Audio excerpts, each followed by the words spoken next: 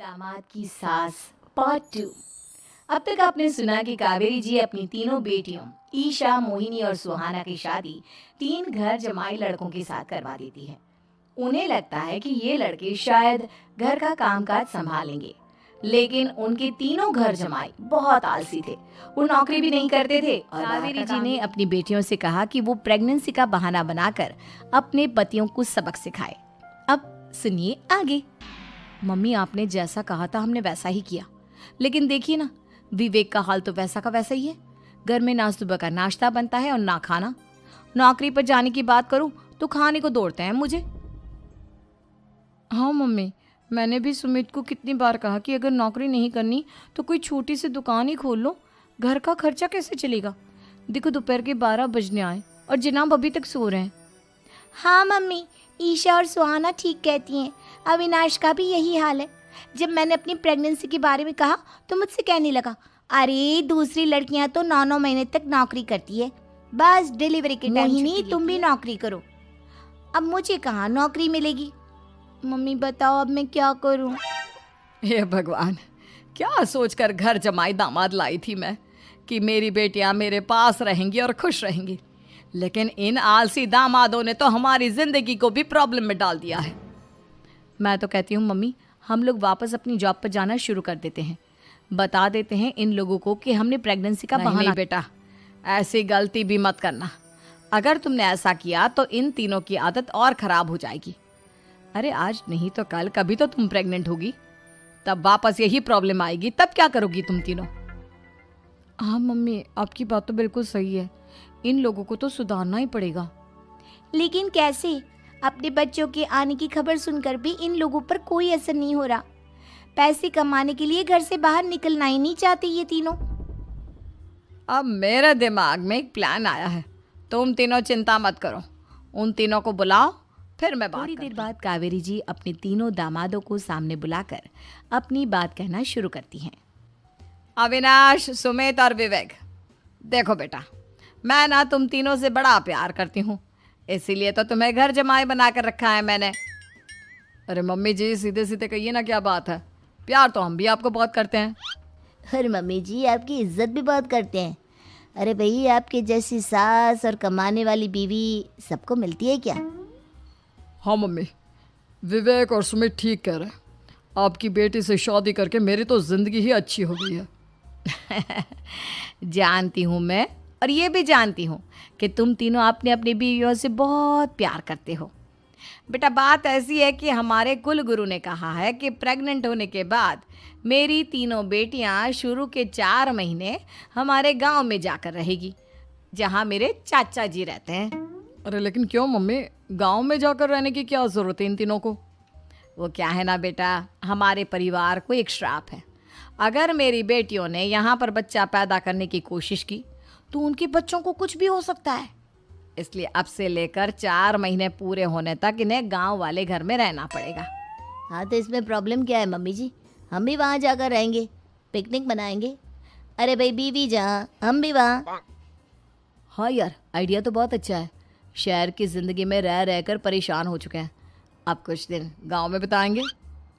तुम लोग समझने की कोशिश क्यों नहीं करते? तुम में से कोई भी वहाँ नहीं जा सकता, और मैं यहाँ रहूँगी ना तुम तीनों के साथ। 4 महीने की तो बात है, उसके बाद ये तीनों ही लौट कर आ जाएंगी। ठीक है मम्मी जी, अब हमारे बच्चों का सवाल है तो ये तो करना ही पड़ेगा। कावेरी अपनी तीनों बेटियों को कुछ दिन के लिए घर से बाहर कहीं दूसरे शहर में रहने के लिए भेज देती है। कुछ दिनों के बाद, अरे मम्मी जी, बहुत दिन से पिज्ज़ा नहीं खाया, मंगवाइए ना।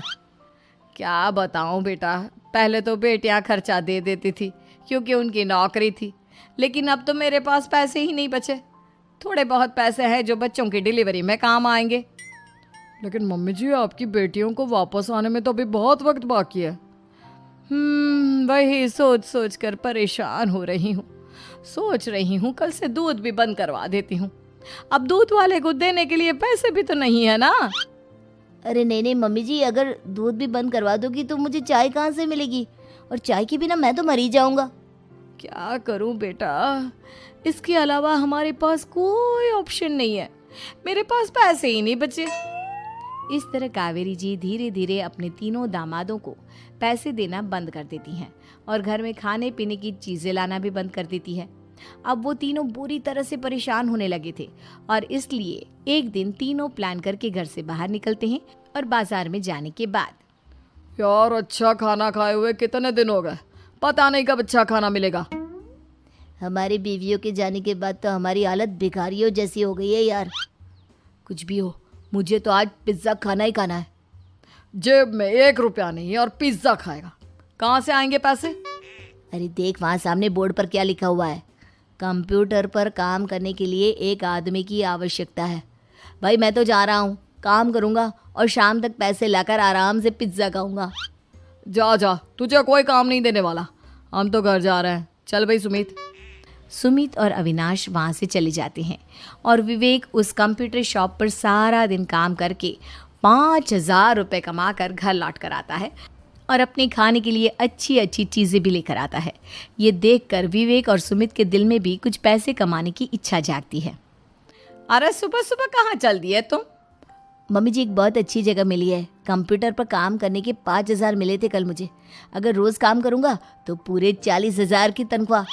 अरे वाह, ये तो बहुत अच्छी बात है दामाद जी, आपको जाना ही चाहिए।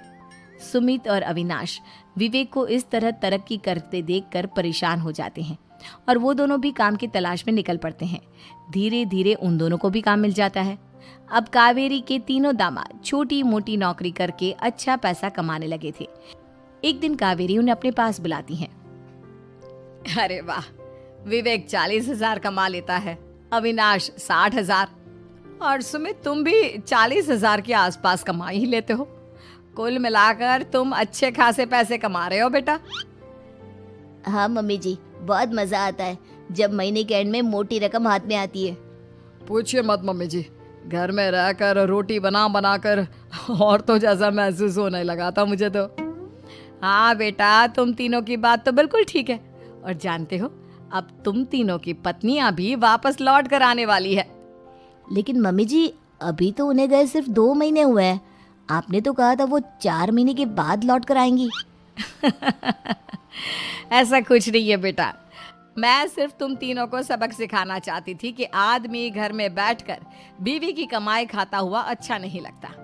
इस दुनिया में हर इंसान को मेहनत करनी चाहिए, काम करना चाहिए, चाहे वो औरत हो या आदमी, ताकि अपने परिवार को संभाल सके। कावेरी की बात सुनकर उन तीनों को अपनी गलती का एहसास होता है और कावेरी उन्हें सच बता देती है कि ईशा, सुहाना और मोहिनी शहर में ही कहीं दूसरी जगह रह रहे थे। शाम के वक्त उन तीनों की पत्नियां लौट कर आ जाती है और कावेरी जी का परिवार एक खुशहाल परिवार की तरह रहने लगता है।